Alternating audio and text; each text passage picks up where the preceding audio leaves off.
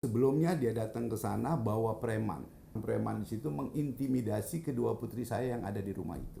Dan intimidasi apa itu? Suruh keluar. Oh. Diusir secara paksa. Ya kan? Saudara Ginanjar ini orang yang saya kasih tumpangan di rumah saya nggak bayar. Pada saat saya terjadi konflik jual beli yang batal ini oleh ini, dia malah ada di pihak mereka. Nah, kenapa saya berani lantang menyebutkan nama tanpa inisial Helmi Abudan Al-Jabri? Karena dia sudah diputus, dia sudah terpidana. Dia sudah terpidana dan putusan pidana itu ada di Mahkamah Agung, bisa dilihat seluruh orang.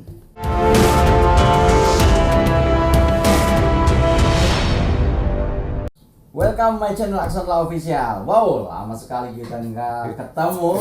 Dan sekarang di hadapan saya ada rekan sejawat, Ya. Advokat Farhad Bahadullah Iya, betul. dari Jakarta. Ya. Bang, selamat datang. Selamat, terima Di kasih. Kediri. Iya, Kediri ternyata kotanya bersih sekali. Wah, penerimaannya juga luar biasa. Terima kasih Bang Akson. Sama-sama. Nyaman Bang di Kediri, Bang? Wah, saya Udah nyicipin nambah satu hari lagi kelihatannya. Udah nyicipin kuliner apa aja nih? Ya, tadi kan di hotel ada macam-macam Iya. ya kan. Ya kita cobain lah sedikit-sedikit. Nasi tumpang, Bang. Ya. Nasi tumpang. Saya rekomendasikan buat Bang, nasi iya. tumpang. Semalam kan udah dijamu dengan belut yang luar biasa itu. Iya.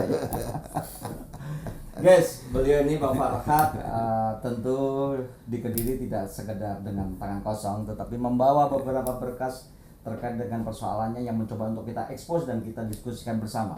Di mana ruang lingkupnya terkait dengan jual beli, namun ada unsur-unsur pemaksaannya di situ kurang lebihnya. Begitu, Bang? Dan rekayasa. Dan endingnya bahwa terkait dengan pemenuhan kewajiban membayar terhadap jual beli tersebut tidak dilakukan dan sampai saat ini tidak terselesaikan. Bahkan yang menjadi ironinya adalah sertifikat tersebut sudah berganti nama. Belum. Oh, ya, belum. Mudah-mudahan belum. Mudah-mudahan Tapi belum. kalau itu terjadi, maka Itu menjadi persoalan. Ya, menjadi unsur penuh dari perbuatan melawan hukumnya dia. Gitu. Yes. Terkait dengan fisik rumahnya, bangunannya dikuasai. Oleh karena itu saya datang kemari ke rekan sejawat Akson ini untuk biar ya masyarakat luas tahu lah ya bahwa perbuatan-perbuatan melawan hukum dengan cara barbar itu seharusnya harus dilawan. Abang tunggu dulu ya. Siap. Ini masih pemanasan. Siap. Biar nanti lebih detail. Ya, oke. Guys, jadi itu seputar daripada persoalan. Nanti kita akan expose, kita akan lakukan sebuah proses eksaminasi terhadap beberapa putusan juga, dan stay tune di Aksan Law Official. Bang, oke, bisa kita mulai ya nih. Bang, boleh tahu nih cerita yang sebenarnya bagaimana itu sampai terjadi persoalan demikian? Ada orang namanya Helmi Abudan, panggilan dikenalnya, mau beli rumah saya. Oh. Di Jalan Saluyu 12C nomor 243 RT 9 RW 9 Kelurahan Cipamokolan, Kecamatan Lancasari, Kota Bandung. Oh, Kota Bandung. Oke lah, kita ketemu di notaris. Katanya dia mau memberikan uang sebesar 160 juta untuk tanda jadi. 2 bulan kemudian dia akan selesaikan 340-nya. Oke.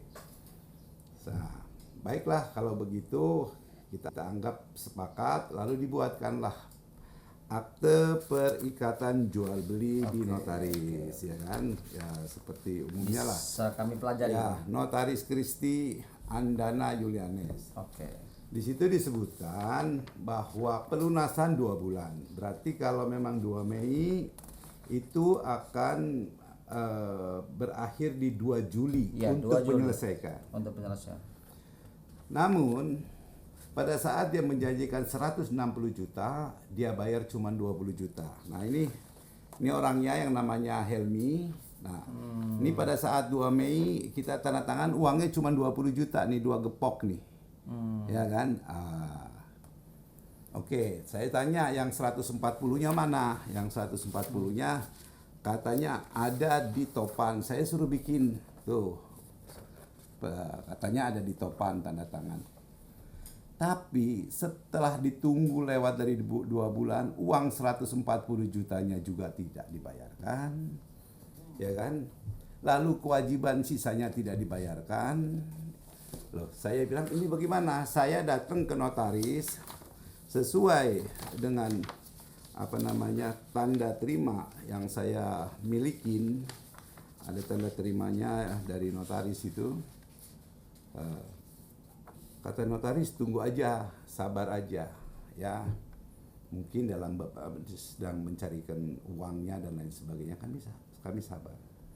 Namun tiba-tiba pada tanggal 13 September, jamnya sekitar 20, Topan yang bersama dengan Helmi selalu itu datang menyergap saya. 13 September 2019. Nah, alasannya saya dibawalah ke kantor polisi, ada urusan apalah itu. Kenyataannya besok saya hari Sabtu dibawa ke notaris ini, Yulianes ini, disuruh tanda tangan. Apa tanda tangan? Ya, mengingat jiwa saya terancam. Ya enggak, handphone saya dirampas, saya nggak bisa minta bantuan siapa-siapa, gitu kan. Nah, akhirnya, yaudah saya ikutin aja. Mereka mungkin dengan cara rekayasa itu seolah-olah dia benar gitu. Ya. Dia membeli tidak dengan membayar, dengan cara barbar seperti itu. Rekayasa ini udahlah, sudah super body lah, sudah kayak nggak ada hukum di mata dia lagi. Akhirnya saya ajukan gugatan nomor 5 PDT. Ya, diceritakan di sini. Ya. Nah, hasil putusan ini NO, artinya mungkin ada kehilafan kami dalam membuat gugatan. Tapi dipahamin oleh mereka saya kalah. Ya kan? Ya karena memang ya kalau pinter nggak mungkin jadi preman gitu loh ya. Kalau NO itu kan berarti kan ada yang kurang. Ada yang kurang, harus diperbaiki, harus itu. Iya, gitu. Betul. Nah, maksud saya sudahlah ya. Sudah nggak musim lagi jago-jagoan seperti ini. Itu berjalanlah ini perkara ini. Tiba-tiba, kalau nggak salah tanggal ada di videonya itu, dia datang ke rumah saya, di mana kedua putri saya ada di rumah. Nanti videonya bisa ditayangkan. Datang ke sana, sehari sebelumnya dia datang ke sana bawa preman, ya. Bahwa preman-preman di situ mengintimidasi kedua putri saya yang ada di rumah itu. Kebetulan saya sedang keluar kota. Tujuan intimidasi apa itu? Suruh keluar, diusir secara paksa. Jadi dianggap dengan cara rekayasa seperti itu, dia udah memiliki rumah tanpa bayar. Bukankah ketika rumah masih dalam penguasaan abang, maka mekanisme yang bisa dilakukan dalam rangka untuk bisa mengeluarkan daripada penghuni rumah, dilakukan yang namanya sebuah gugatan, bang? Jadi sebenarnya rumah dalam penguasaan saya. Saya memang memberi kesempatan kepada saudara Ginanjar ini untuk nempatin rumah itu. Ya kan, kebetulan dia aktif di Gerindra Jawa Barat. Nah, entah bagaimana saya juga curiga, ini menduga ya, karena menduga apakah dia ada kerjasama dengan pihak mereka, karena Ginanjar itu menginginkan sekali rumah saya. Dan katanya juga yang saya dapat berita bahwa hari ini yang nempatin dia juga. Oke lah, kita balik lagi ke pokok persoalannya, saya dengan Helmi gitu. Nah, atas perbuatan intimidasi itu saya berusaha segera pulang. Keesokan harinya dia datang lagi, ya, karena malam sebelumnya kan dia mengancam kepada kedua putri saya untuk segera keluar. Anak-anak saya bilang saya nggak mau keluar, saya nunggu bapak saya datang. Besoknya mereka berdua datang lagi, ya. Lalu dia memutus mencuri atau apalah itu kamera yang ada di rumah saya. Jadi CCTV-nya diputus. Asumsi saya bahwa ancaman dia akan akan dilaksanakan. Oke. Semalamnya kan dia ngancam kepada anak-anak saya gitu ya. Kalian kalau nggak mau dengan baik-baik, saya juga bisa dengan cara lain. Besoknya dia datang berdua untuk memutuskan itu. Nah itu kalau dia datang masuk ke situ ngapa-ngapain anak saya, terjadi sesuatu, wah itu akan jadi penyesalan. Anak saya telepon, Pak, orang yang semalam datang ke sini mutusin kamera. Coba sebagai orang tua bagaimana? Iya, tentu Dia harus bersikap pastilah dong. kalut nggak Ya. karuan lah. Saya pulang dari sana. Untung alhamdulillahnya anak saya selamat. Abang sempat nemuin atau minta Udah nggak ada. konfirmasi ke... Udah nggak ada. Yang paling penting saya pulang ke situ, saya tanyain, nah gimana? Ada apa? Udah pada keluar aja. Tinggalin semua barang, laptop apa gitu. Langsung saya ambil mereka, saya ke Jakarta. Berarti rumah itu dalam keadaan kosong? Iya, saya gembok. Ditinggalkan kosong? Iya, kosong, gembok lah. Yang penting nyawa anak-anak saya dulu yang penting. Betul. Nah, lalu saya bikin laporan ke Polsek Rancasari, wilayah hukum. Bikin laporannya adalah pencurian daripada CCTV, pencurian dengan pemberatan yang dilakukan 2 orang. Saya minta dengan penyidiknya pasalnya 363 ayat 4. Penyidik ngasih 363 ayat 1. Artinya dilakukan oleh 1 orang dengan pemberatan. Oke lah. Itu prosesnya setahun lebih nggak jalan-jalan. Di Polsek itu sampai saya ngadu ke Propam Polda Jabar juga nggak jalan juga. Aduh, benar-benar. Ya akhirnya naiklah. Ya. Perkaranya naik ke kejaksaan. Nah, di kejaksaan pasal 363 ayat 1 disesatkan menjadi pasal tipiring. Tindak pidana ringan. Kok bisa dari 363 ayat 1 bisa menjadi tipiring? Apa tipiringnya dalam pengertian pasal apa yang diterapkan? Ya, pencurian ringan. Lah sedangkan yang dicuri itu nilainya itu 4.650.000. Ya, mereka merekayasa seolah-olah itu yang dicuri itu di bawah. Kenapa nggak diterapkan pasal pengerusakan, Bang? Loh, ya, 170 kan loh, bisa. begini. 170 kan dua orang. Kan lebih tadi yang sampaikan Abang kan Dua orang, mama ini mikrofon, berdua merusak mikrofon itu. Kalau itu kan sendiri. Tapi sebenarnya kalau jujur ya, kalau perhatikan videonya itu ya, itu yang harus diterapkan kalau kita mau menegakkan hukum yang benar. 363 ayat 4. Apa bedanya ayat 1 dan ayat 4? 363 ayat 1 itu dilakukan sendiri atas kemauan sendiri. Tapi kalau 363 ayat 4 ancaman 7 tahun. Kalau 363 ayat 1 ancamannya 4 tahun. Ya enggak? Dia mau ngerusak mikrofon ini nunggu aba-aba dari temennya. Seperti kasus Sambo. Eliezer disuruh nembak sama Sambo.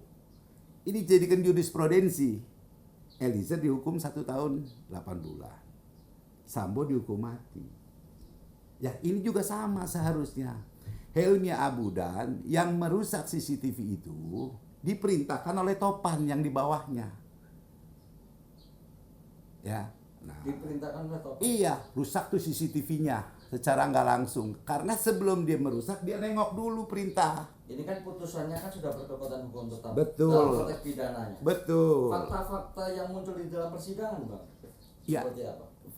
Dalam Memang seperti itu. Tovan mendapatkan dikabulkan, tidak. Fakta dipersidangkan kan tergantung daripada dakwaan jaksa, ya kan.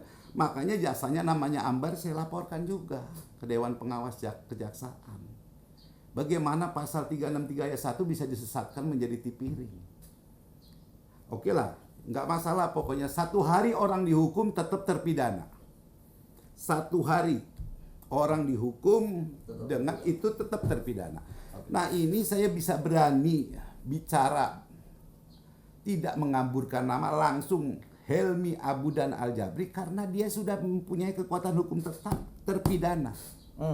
Itu yang menjadi esensinya. Sudah. Oke. Jadi kalau umpama dia mau melaporkan kita, hayo dilaporkan kemana? Saya bilang ini.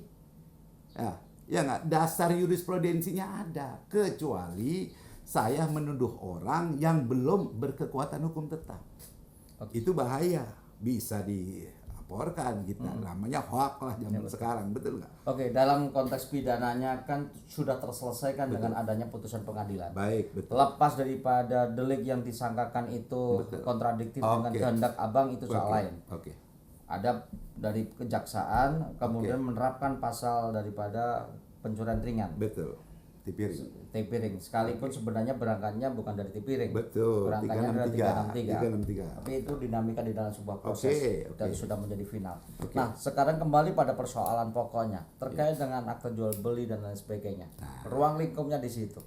Apa yang langsung kemudian abang langsung tancap gas untuk menyelamatkan daripada harta benda abang ini? Terima kasih nih. Nah, seharusnya notaris ini harus bijaksana, ya. Saya kan nggak merugikan notaris ini, ya nggak. Nah, kalau notaris bilang di hadapan notaris saya terima uang 20 juta, lalu minta dikembalikan, saya kembalikan. Saya nggak mau ngambil duit Helmi Abudan. Tapi kenapa notaris hingga saat ini masih memegangin sertifikat milik saya? Nah, sekarang begini. Tanggal 2 Mei 2019 dibuatkan PPJP. Tanggal 13 September saya diangkut sama Topan dan kawan-kawan. Ya, ada Helmi juga, ya kan? Kalau aku nggak mau, Bang. Kalau aku nggak mau. Nah, begini, kita pertimbangannya ada anak di situ, Bos. Kalau saya ada apa-apanya mati ya apa, kasihan masa depan anak saya. Lebih baik ngalah ini, toh kita masih punya banyak cara. Nah, buktinya sekarang saya podcast ini bakal saya sebarkan ke seluruh dunia kalau perlu karena YouTube ini, bener nggak?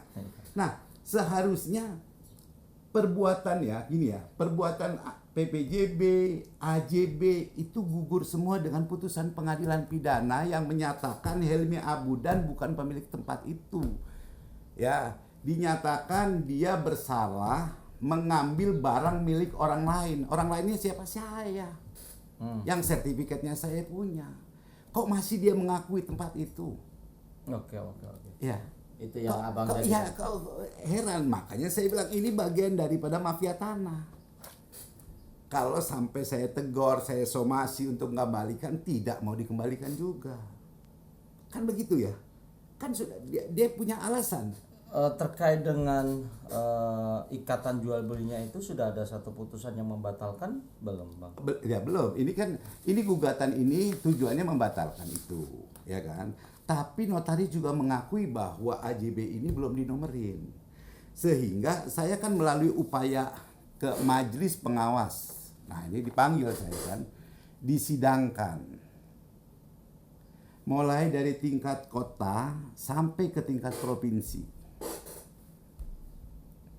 Oke. Saya melaporkan notarisnya. Oke. Hasil daripada laporan abang? Nah, hasil dari ini putusannya dari majelis pengawas notaris bahwa AJB-nya ternyata tidak dinomorin. Nah, jadi kan sudah pelanggaran. Iya, matinya tidak berguna. Tidak berarti AJB tidak dinomorin kan bukan AJB kan. Apalagi waktunya sudah.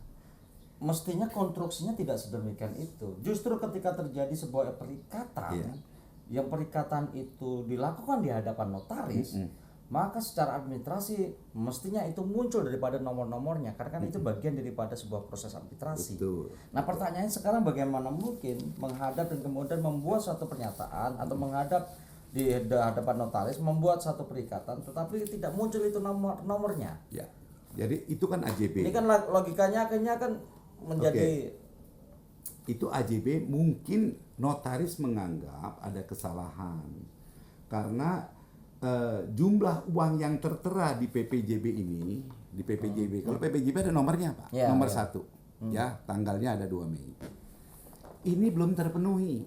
Bisa jadi. Yang kedua, dia juga tahu bahwa dia membeli dengan tidak bayar. Artinya dia memaksa suruh tanda tangan uang 300 juta tapi nggak ada uangnya. Hati nuraninya notaris itu masih ada gitu. Ya kan? Akhirnya udahlah saya diamin aja lah. Pokoknya kalau kalian nggak selesai ya sampai kapanpun dipegang saya. Ya kan nggak bisa begitu dong. Ya kan? Sekarang sudah berapa tahun? Dari tahun 2019. Ini kan 2019 ya kan? Sekarang 2023, udah 4 tahun. Tanah saya dikuasai sama saudara Ginanjar. Ya kan? Saudara Ginanjar ini orang yang saya kasih tumpangan di rumah saya nggak bayar. Pada saat saya terjadi konflik jual beli yang batal ini oleh ini, dia malah ada di pihak mereka.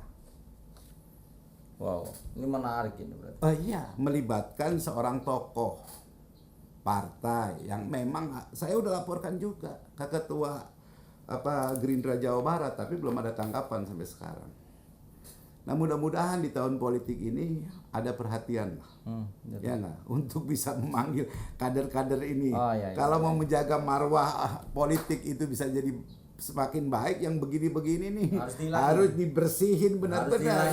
Ya kan, harus DPP Gerindra Indonesia tuh harus manggil dia gitu, nggak bisa dibiarkan begitu gitu. Betul. Menarik sekali. Iya. Saya mencermati terkait dengan kedudukan daripada siapa ini Bang? Ginanjar Derajat. Ginanjar ini bisa sampai menempati daripada rumah abang ini, gimana ceritanya? Begini, tahun 2011 dia diceraikan sama istrinya. Ya, dia diceraikan sama istrinya kawin lagi dengan orang yang lebih kaya lah gitu lah. Dia tuh ngeluh ke saya, ya. Kebetulan memang saya saat itu punya 2 rumah. Satu rumah yang di Arca Manik saya tempatin, ya kan. Di situ kosong. Saya bilang, Gin, kamu tempatin rumah ini, ya kan. Tapi jangan lama-lama, Gin. Oke. Setahun aja lah, biar kamu bisa bangkit lagi. Nggak usah bayar. Saya belum pernah terima duit bayar. Tidak usah bayar, kamu bangkit lagi. Ini. Tapi waktu itu tahun 2012, menuju ke tahun 2013, ada Pilpres. Prabowo nyalon dengan Hatta Rajasa. Saya bantuin karena dia kan tokoh Gerindra, ya kan. Nah, kita bantuin, wis bareng-bareng nanti ya. Barangkali nanti Prabowo menang, dia bisa ini itu. Udah selesai. Saya tegur dia untuk pindah, nggak pindah juga. Tunggu, saya ada kesibukan kuliah dan lain sebagainya. 2019 rame-rame lagi Pilpres lagi, kebetulan beliau juga nyapres juga, kita bantuin juga, terus kita bantuin. Sekarang sebenarnya dia udah nempatin hampir 10 tahun. Coba, sampai anak saya bilang itu manusia yang tidak tahu budi. Uang sering saya kasih kalau perlu-perlu. Saya ada bukti-buktinya nih. Buktinya mana ya? Ada buktinya Ginanjar pinjam uang ini atau kita baik.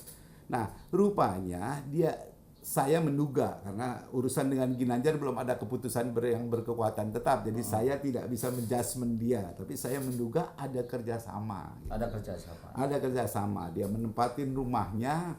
Nah, dia berupaya untuk merubah sertifikat. Tapi saya bilang kalau memang notarisnya itu nekat merubah sertifikat, itu akan menjadi temuan karena notaris saya laporkan ke Polda. Nah, hasil pemeriksaan Polda bilang, Farhad ini karena sertifikat masih nama Farhad, jadi saya tidak bisa melanjutkan laporan Bapak. Belum diketemukan unsur pidananya merubah dari situ karena diketahui cara-cara rekayasa yang dilakukannya gitu. Ya sudah Pak, nggak apa-apa. Ya mudah-mudahan notaris itu hati-hati sampai hari ini juga dia akan menjaga sertifikat itu tidak berubah namanya. Nah, tapi yang paling penting orang-orang itu ada Helmi Abudan, ada Ginanjar, itu harus dimaintain keterangan apa kedudukan dia di rumah saya. Artinya begini Pak, kalau saya boleh menyimpulkan ya Pak, sertifikat belum berubah. Mudah-mudahan. Masih atas nama Abang. Betul, mudah-mudahan. Kalau perlu dipastiin Pak. Iya. Terus kemudian secara de facto rumah Abang itu udah dikuasai oleh orang lain. Proses masuk dan menguasai dengan cara melawan hukum. Membobol pintu, ganti kunci. Dan tidak ada konteks gini, maksudnya dan tidak ada konteks sebelumnya. Artinya konteks sebelumnya itu apakah ada kaitannya dengan persewaan, apakah kaitannya dengan jual beli kan tidak ada. Abang secara sukarela untuk meminjamkan Bantu, rumah. iya, ngasih mereka ini biar bisa inilah, Ya. biar punya tempat tinggal. Ya, kalau menurut saya sih kalau seperti itu ya abang tinggal bagaimana bicara baik-baik kepada yang bersangkutan. Kalau tidak abang usir saja, kan itu lebih simpel menurut saya. Iya, betul. Logikanya begitu, karena Betul. bagaimanapun juga itu masih punya hak abang pun, Betul. mutlak punya. Saya nih, yang lebih lucu lagi, dia itu melaporkan kehilangan sepeda. Setahu saya dia nggak pernah punya sepeda. Saya nggak tahu di sepeda yang mana.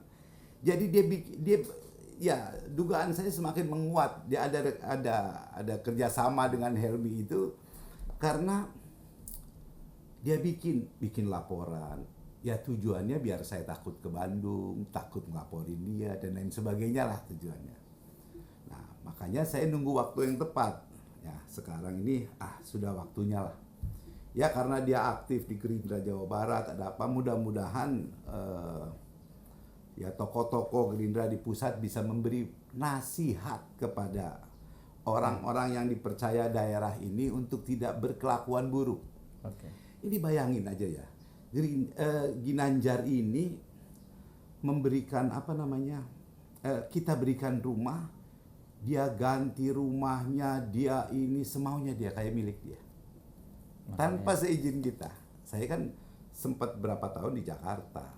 Ke situ saya bilang, kok ini orang gimana ya, saya juga. Nah, saya kalau liatin orang yang sudah ke lampau batas itu, udahlah, biar aja pakai cara lain aja lah, saya bilang. Oke. Siap. Terus saat ini langkah-langkah abang yang dilakukan terkait dengan mengamankan akta jual belinya, kan belum jadi akta jual beli, belum dinomori kan tadi. Nah, belum ada akta jadi jual beli. saya sedang mengupayakan untuk menyusun gugatan baru untuk memperbaiki gugatan yang lama yang dulu di NO, ya kan, agar benar-benar ada keputusan. Karena gini, setiap akte itu hanya bisa dibatalkan oleh dua cara. Cara pertama adalah kesepakatan para pihak. Pihak sepakat membatalkan. Cara kedua adalah putusan pengadilan. Oke. Nah, kalau pihak pertama nggak bisa, walaupun dia sudah ada apa namanya putusan pengadilan pidana yang menyatakan dia bersalah, dia ngambil CCTV milik orang lain, ya kan? Tapi karena memang jiwa premanismenya dia itu sok jago, sok full power, sok bisa ngatur polisi mulai dari Polsek Rancasari, Polrestabes apa entah, nggak tahu lah backingannya dia seberapa kuat gitu kan. Sehingga saya pikir kalaupun saya lawan, tunggu waktunya deh. Ya kan? Kan begitu, Sir. Bener kan? Kita kan ada hitung-hitungan cara perang itu seperti apa sih itu. Biarin dulu. Strateginya, Bang. Kita menghindar. Nah, dia tuh nguber-nguber saya. Selalu bikin saya. Tujuannya apa satu, Son? Dia nguber saya biar saya bisa dipidanakan, direkayasa, dikriminalisasi. Tujuannya untuk memperbaiki akte jual beli baru. Karena kesalahan dia dulu pada saat dia bikin kwitansi. Ya. Dia kan paksa saya suruh tanda tangan kwitansi. Ya enggak? Kalau dia tulis kwitansinya 340 terpenuhi. Dari 160 ke 340 berarti 500. Nah, 500 itu sesuai apa kata akte yang di sini. Nilai jual belinya 500 juta gitu. Tapi kuasa Allah, makanya saya bilang, Helmi kamu berbuat begini teh, saya punya Tuhan, Helmi. Biar Tuhan yang akan ngurusin. Lihat aja. Saya punya Allah. Dan nanti Allah yang akan bicara. Betul. Nah, dilalahnya dia bikin 300. Jadi nggak memenuhi nggak nyukupin. Jadi kalau Akson bikin PPJB 1M, ya kalau muka AJB harus dipenuhi 1M, nggak bisa kurang. Kalau kurang ya nggak bisa jadi AJB dong. Nggak penuh sih, bagaimana masih ada utang gitu. Ya. Nah, disitulah itu pertolongan Allah. Tulisan dia sendiri nulis 300 juta karena dia maruk, ya enggak, karena dia rakusnya itu tulis 300 juta. Itu yang akhirnya terjadi. kurang, betul Akhirnya kan? Notaris bilang, waduh ternyata kurang nih, kurang 40 juta lagi. Oke, berarti tugas abang itu adalah bagaimana caranya untuk membatalkan daripada ikatan jual beli. Iya, Oke. iya. Yes, pokoknya gini, dua cara lah. Saya upayakan cara hukum atau kita nunggu aja. Ya, apa saya yang mati duluan karena usia atau karena musibah lain, atau Helmi umurnya udah 70 lebih. Oh, Kita lihat aja. Makanya saya jaga kesehatan, kita lihat aja. Kalau dia mati, gugur. Ya kan? Iya. Notaris nggak bisa berhak. Lawan gue gugur. Nah, balikin. ya. Kalau lihat situasi posisi kasusnya seperti itu, Bang, ya memang bagaimanapun juga harus dibatalkan itu. ikatan Iya, jual beli. iya. Itu saran Ya, dari saya. mungkin karena saya lebih memprioritaskan urusan lain. Walaupun ini hak saya. Dan saya yakin bahwa Allah itu maha besar, maha mengetahui. Apa yang menjadi hak saya akan tetap jadi hak saya. Oke. Ya. Itu keyakinan yang harus itu kemudian keyakinan. dipegang dan dikunci, Bang. Buktinya hakim yang sama, nih Hakim Togar, ya, saya 70 SH. Nih, Hakim Togar Napitulo SH yang memeriksa perkara perdata saya tentang keabsahan, dia adalah yang memutus perkara pidananya bahwa kamu nggak bener, kamu saya hukum. Nah, ya dah. Dan itu yang terjadi, ya. Yang terjadi Oke. hakim yang sama. Hakim yang sama. Jadi hakim yang tahu persoalan ini gitu. Artinya kalau melihat daripada bahan-bahan ini, bukti-bukti ini sangat memungkinkan bahwa abang nantinya pada akhirnya Amin. Balik insya Allah akan balik. mendapatkan haknya kembali. Saya sih gini. Kalaupun umpamanya balik memang Allah Maha Kuasa ya melawan, pokoknya orang-orang jahat nggak bakal bisa bertahan, Bos. Ya. Itu sejarah membuktikan lah. Makanya saya diamkan, biarkan Allah yang berjalan. Kita akan lihat aja buktinya. Saya alhamdulillah pada akhirnya saya bisa podcast. Ini yang selama bertahun-tahun saya idam-idamkan. Ya. Nah, kenapa saya berani lantang menyebutkan nama tanpa inisial Helmi Abudan Al-Jabri? Karena dia sudah diputus, dia sudah terpidana. Dia sudah terpidana dan putusan pidana itu ada di Mahkamah Agung, bisa dilihat seluruh orang. Sudah menjadi jurisprudensi. Dan itulah kenapa abang terang-terangan mentelanjangi tanpa harus inisial. Kelakuan dia. Jangan dilihat orang Arab tua terus baik-baik semua, tidak baik-baik semua. Satu gitu. marga bukan, Bang? Wah, jauh dari marga. Nggak ada marga kita yang begitulah. Yes, gitulah. kesimpulannya, Bang, di podcast yang baik ini, Bang. Ya, alhamdulillah podcast ini ternyata sarana menyalurkan sesuatu hal yang tersumbat. Saya tersumbatnya 5 tahun, Mas. Karena benar-benar menyakitkan. Kalau ingat gini kelakuan dia mengancam anak saya, ya nggak, kelakuan dia musok jago kayak nggak ada hukum, sedangkan kita ini pengacara gitu ya. Nah, kadang-kadang begini Son ya, kita ini pengacara itu hampir sama dengan tukang cukur Son. Iya kan? Kita bisa bantuin orang Son. Masalah kita datang, kita nggak bisa. Jadi mau nggak mau, untung ada rekan saya, sahabat saya, saudara saya di Kediri ini yang mau memfasilitasi sesuatu hal yang selama ini sangat tersumbat gitu loh. Mudah-mudahan. Jadi artinya memang status Helmi Abudan itu terpidana. Terpidana itu ya orang jahat, orang salah. Sudah dipidana, Bang, ya. Iya kan? Kecuali belum, saya tidak akan berani nyebut nama. Betul nggak? Ini sudah berkekuatan hukum tetap. Cari aja di Pengadilan Negeri Bandung. Nomor perkaranya ada kok. Gitu. Ya, diputus dengan itu. Ya. Diputus bersalah. Mengambil barang yang bukan miliknya. Kok mengakui itu katanya rumahnya? Coba. Nah, kadang-kadang suka lucu, logika terbalik otaknya Ya, ini. itu. Nah, mungkin dia bangga, oh gue bisa jadi preman, gue bisa jadi orang jahat. Kenapa? Bangga jadi orang baik atuh bos. Nah, benar nggak? Kayak Yusuf Hamka atau apa, bangga ya jadi orang baik, jangan bangga jadi orang jahat. Udah tua lagi, benar nggak? Betul sekali. Ya.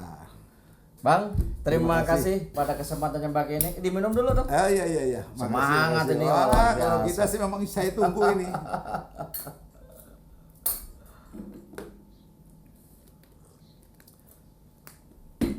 Dua hal yang Ya. menurut pandangan saya yang bisa dilakukan oleh Bang Farkat. Baik. Satu adalah tadi memperbaiki dari Gugatan. aspek formalnya dan Iya. kemudian mengajukan kembali gugatannya. Iya, betul. Dan mudah-mudahan Abang keluar sebagai pemenangnya. Amin. Yang kedua Amin. adalah terkait dengan status quo tadi yang saya Iya. sampaikan. Ini bicara soal masalah nyali, Bang. Betul, Pak. Kalau saya dalam posisi Abang, Ya. seorang atau beberapa orang yang saat ini menguasai daripada objek Iya. objek Abang yang tidak mempunyai legal standing yang jelas, Betul. maka harus kita lawan dengan cara-cara yang sama. Betul. Bagaimana kita bisa menempati di situ dan mengeluarkan yang bersangkutan. Iya. Makanya dengan bantuan podcast ini kita kan punya video-video kelakuan mereka agar netizen juga bisa tahu. Kita Ya. kan perlu dukungan netizen sekarang. Ya. Ya kan?